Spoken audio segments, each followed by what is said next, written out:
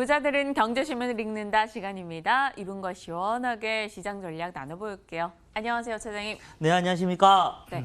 김건진 차장님과 오늘 저희가 다뤄볼 게 많아요. 기업도 종목도. 그래서 오늘은 답변도 빨리? 핵심 있게 빨리빨리 말고 네, 핵심 있게 짧게 핵심, 짧게. 네. 정말 짧게 합니다. 그럼 네, 안 해보겠습니다. 돼요. 네. 첫 번째 이슈 보겠습니다. 보죠.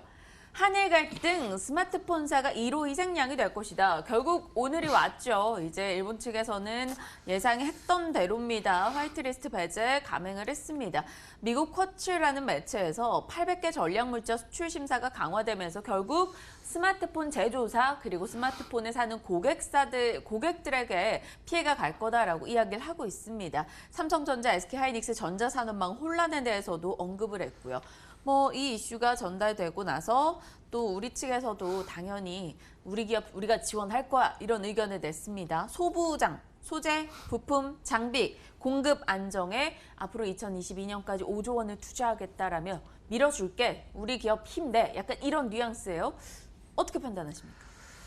우선 주식시장에서는 지금 현재 가장 얘기가 많이 나오는 게 마지막에 있는 겁니다. 요거죠. 소재, 부품, 장비 이쪽 라인들을 주목하자라는 이런 결론이 나온다라는 얘기를 드리겠습니다라고 끝내면 혼날 것 같고요. 실제로 지금 이 이슈가 조금 단기간에 끝날 것 같니 장기간으로 좀 흘러갈 것 같니라고 하면 당연히 장기간이다라는 얘기를 해드리겠습니다. 이번 정부의 성격상 이거 그냥 우야무야 그냥 이렇게 경제를 위해서 이렇게 넘어갈 것 같지 않습니다. 끝까지 어떻게 보면 우리나라의 자존심을 좀 더 생각을 해주지 않을까라는 생각합니다. 아니 자존심이 아니라 어떻게 보면 당연히 해결돼야 될 이슈가 아니었나라는 생각을 하고요. 근데 그동안은 계속해서 뒤로 조금씩 밀어놨던 것을 이번 정부에서 해결을 하려고 노력을 하고 있는 것 같습니다. 그러기 위해서 여러 가지 우리 정부 대책들이 계속해서 발현이 되고 있는 것 같고요. 조금 처음에는 어려울 수 있습니다. 바로 어떻게 보면 그 고순도의 어떻게 보면 이런 장비들을 우리가 대체할 수는 없겠죠. 그런데 시간이 지나다 보면 아마도 다 또 대체하는 모습 그리고 우리의 어떻게 보면 미래에 당연히 해야 될 일들을 어떻게 보면 좀 빠르게 하고 있다라고 생각을 하셔야 될 것 같고요. 주가에는 앞에서 얘기 드렸던 소재 장비 이런 부품 업체들을 조금 더 여러분들이 주목하셔야 될 때다라는 얘기를 드리겠습니다. 소재 장비 부품 업체 어떤 거요? 네. 가장 크게는 제가 계속해서 얘기를 해드렸던 종목들이 대부분인 것 같고요. 소재 쪽에 대한 얘기, 솔브레인에 대한 얘기도 계속해서 얘기를 해드리고 있습니다. 실제로 통과가 되고 있는 것들 있잖아요. 삼성에서 야 이거 시험해봤더니 괜찮네? 그래 오케이 이렇게 되기 시작하면 실제로 한 4분기 때부터는 이게 매출로 잡히기 시작할 것이다 라는 얘기를 드리겠습니다. 좋습니다. 꾸준하게 관심을 둬야 되는 종목군인 건 분명한 것 같아요. 어찌됐건 우리의 기술력이 올라가고 장기적으로 봤을 때는 국내 대기업에 납품할 수 있는 업체들이 될 거니까요. 점검을 하면서 대응하겠습니다. 두 번째 가보죠. 오늘 가장 어찌 보면 핫한 이슈 중에 하나가 아닐까 싶어요. 저도 깜짝 놀랐어요. 속보받고. 현대차가 8년 만에 무분규. 이번에 임단협이 잘 통과됐다는 소식이 들렸습니다.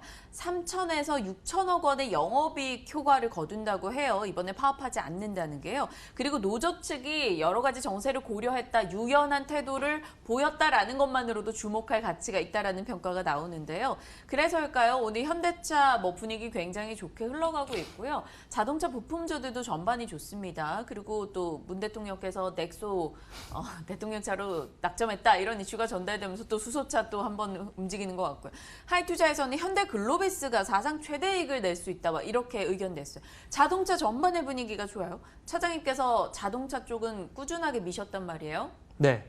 칭찬해 주셔야죠, 이제. 그럼요. 저는 다 네, 기억하고 그렇습니다. 있어요. 네.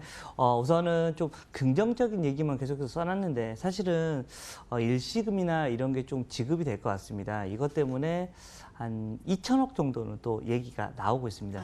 2천억 정도는 현대차 쪽에서 조금 마이너스가 될 것이다라는 거. 물론 이런 무분규가 되면서 그 정도는 충분히 커버가 될 거다라는 이런 쪽으로 어떻게 보면 시장이 좀 덮이는 모습이다라는 얘기를 해드리겠고요. 실제 어떻게 보면 파업 때문에 사실은 팰리세이드나 이런 게 그냥 계약을 했는데 1년 후에 준대라니까 뭐지? 라는 이런 얘기를 많이 했다고 합니다. 그만큼 어떻게 보면 밀려 있는 겁니다. 야 라인 늘리려고 하는데 안 해, 싫어, 우리 안 들려줄 거야, 우리 말 좀 들어줘라는 식의 흐름이었는데 어떻게 보면 좀 잘 해결이 된 것 같다라는 겁니다. 실제 SUV에 대한 얘기가 계속해서 현대차가 잘 적응을 해준 것 같고요. 여기에 대한 이런 이슈도 계속해서 긍정적이다라고 생각을 하셔야 될 것 같고, 올해 어떻게 보면 2019년 뭐 잘 되는 게 거의 없는데 이쪽 라인들, 바로 이 자동차 부품 업체들, 그리고 바로 이 5G 관련된 주식들은 그나마 계속해서 여러분들이 슬림하면서 계속해서 가져가야 될 주식들이 이쪽에서 어떻게 보면 다시 한번 발현이 되고 있지 않나라는 생각을 하고요. 저는 뭐 현대차 가장 좋아하고 있고요. 그 다음 단으로는 만도를 조금 더 저는 여기 뭐 하이투자에서 얘기하는 것보다는 저는 만도를 조금 더 예뻐하고 있다라는 정도까지 얘기를 해드리겠습니다. 올해 내내 뭐 삼성이나 SK 하이닉스 같은 반도체 쪽에 대해서는 상반기부터 계속해서 보수적인 의견 주시면서 그럼 뭐 사요? 이랬더니 자동차 얘기를 좀 많이 해주셨었잖아요. 현대차, 만도 여전히 나는 사랑스럽다 의견을 주셨고요. 5G 그리고 또 일부 종목군에 대해서 계속해서 이 추천주를 언급을 해주고 계시니까요. 여러분들도 잘 점검하시길 바랍니다. 자동차 쪽 짚어봤습니다. 일단 나쁘지 않은 이슈로 판단이 내려지네요. 다음은 2차 전지 보겠습니다. 2차 전지, 2차 랠리 기대하는가라는 의견이 나오고 있어요. 하반기 실적 호정 기대로 재상승하고 있다. LG화학이 전지 부분 흑자 전환, 삼성 SDI 중대형 전지 매출이 올라간다. 소재업체 투자들이 늘고 있고 동박이 공급 부족이라 관련해서 음극재 쪽 봐야 된다. 뭐 이런 얘기들이 나오고 있습니다. 차장님께서 분명 솔브레인, KMW, 자동차 쪽 주셔서 저희에게 수익을 준 건 오케이. 그런데 2차 전지에서 포스코 케미칼도 올해 내내 얘기하셨는데 왜 안 가요?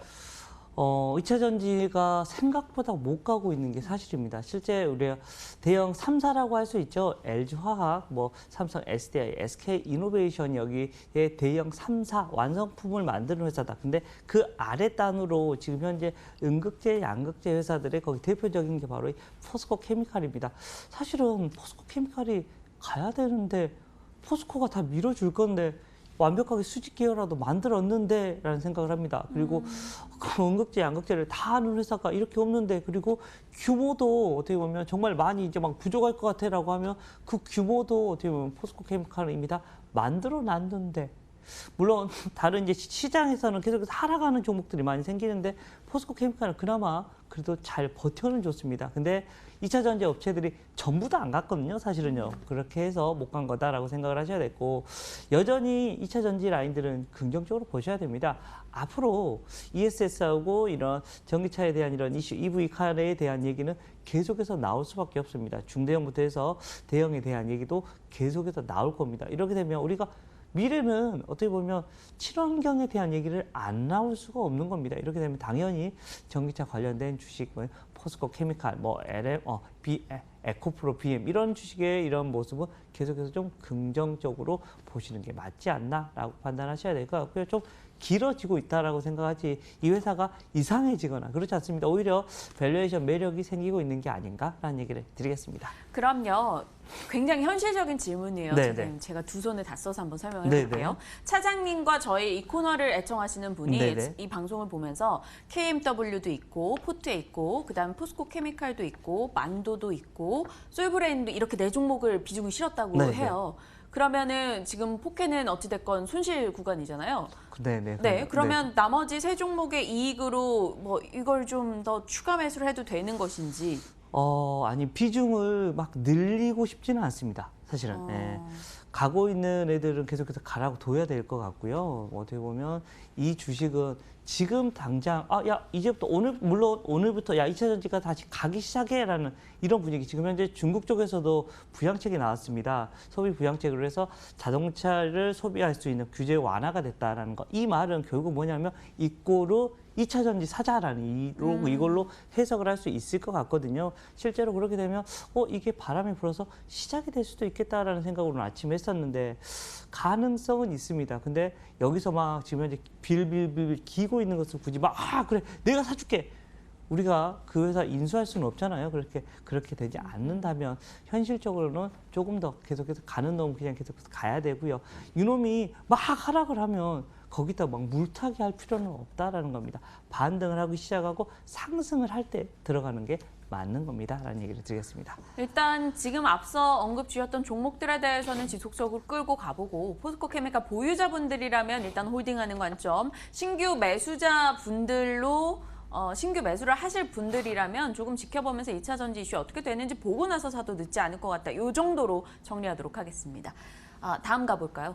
LG U+, 요즘 통신사들 얘기 많이 하는데 사실 막 뚜렷하게 엄청 긍정의 얘기들은 안 나와요. 어제 오순 기사님 SK텔레콤은 좋을 것 같다 하셨는데 하나금융에서 LG U+ 목표 주가 23,000원 상당히 높게 네. 갔습니다. CJ헬로 주가 하락, 인수비용 절감될 거고 CJ헬로 10월쯤에 승인이 될 거다 인수하는 거에 대해서 그럼 인수 후에 장기 매출 성장이 기대된다. 5G 가입자 증가로 영업이익도 개선될 거야. 이제 주목하자 이런 의견이 나옵니다. 통신주 어떠신지 그중에서 LG U+는 어떠신지. 물론 통신주 중에서는 저도 SK텔레콤을 선두주자로 봅니다. 그렇다고 해서 LG U+가 안 좋냐?